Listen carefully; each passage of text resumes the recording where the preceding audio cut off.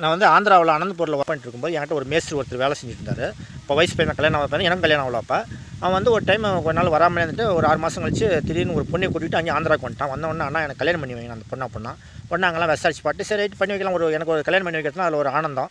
உடனே எங்கள் ஜாதிகார போல தான் அப்படின்னு சொன்னால் சரி ரைட்டு இப்போ ரிஜிஸ்டர் மேரேஜ் பண்ணி வச்சேன். எதுக்கு ரிஜிஸ்டர் மேரேஜ் பண்ணி வச்சுன்னா அவங்க வந்து போயர் கம்யூனிட்டி அங்கெல்லாம் பூரா 100 பேர் போயர் இருக்கிறாங்க. அந்த போயர் கம்யூனிட்டியில் வந்து விட்டுலாம் ஓடி போடுவாங்கன்ட்டு ரிஜிஸ்டர் மேரேஜ் பண்ண ஒழுங்காக இருப்பாங்க. நான் பண்ணி வச்சது நல்லா நடக்கட்டும், இல்லை பிரிஞ்சு போயிடக்கூடாதுங்கிறதுக்காக பண்ணி வச்சேன்.